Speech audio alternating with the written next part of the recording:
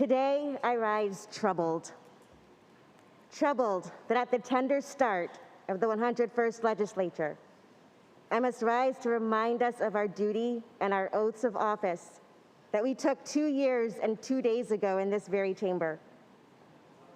And it's with believing in and understanding the gravitas of our oath, the weight and responsibility of our duty, that I've introduced Senate Resolution 4 and SCR 4 to censure the senators from the 15th, 17th, 19th, 21st, 22nd, 24th, 25th, 30th, 31st, 33rd, and 35th districts.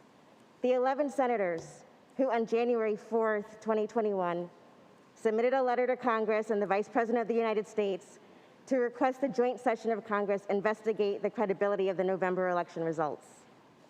I am so gravely disappointed in our colleagues because in submitting that letter, they undercut the faith in our institutions through blatantly unjustified dismissal of the security and accuracy of election outcomes in Michigan and other states, and actively fueled consistently debunked baseless claims of election fraud.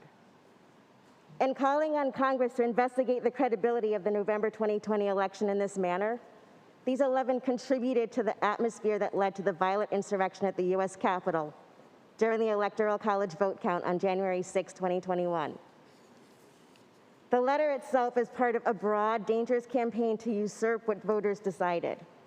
It led to physical and emotional injury of many, caused significant destruction of public property, shook the faith and stability of our democracy at home, and dealt a major blow to the nation's reputation abroad.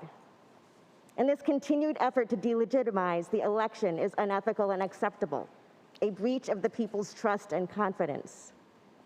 Article 11, Section 1 of the Constitution of the State of Michigan provides, all officers, legislative, executive, and judicial, before entering upon the duties of their respective offices, shall take and subscribe the following oath or affirmation.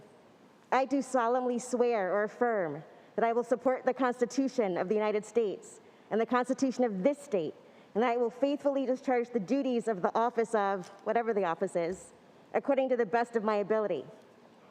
No other oath, affirmation, or any religious test shall be required as a qualification for any office of public trust.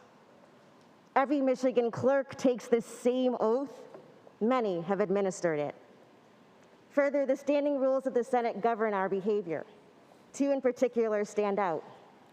Rule 1.301 states, each senator shall conduct himself or herself to justify the confidence placed in him or her by the people, and shall, by personal example and admonition to colleagues, maintain the integrity and responsibility of his or her office. And Rule 1.311 provides in part, a senator determined to have violated the provisions of the rules, regulations, ethics, and conduct may be reprimanded, censured, or expelled. The efforts of these 11 to undermine the democratic process are clear violations of their oaths of office, which includes the 14th Amendment to the U.S. Constitution and the standing rules of the Senate, adherence to which we must remain steadfast and faithful.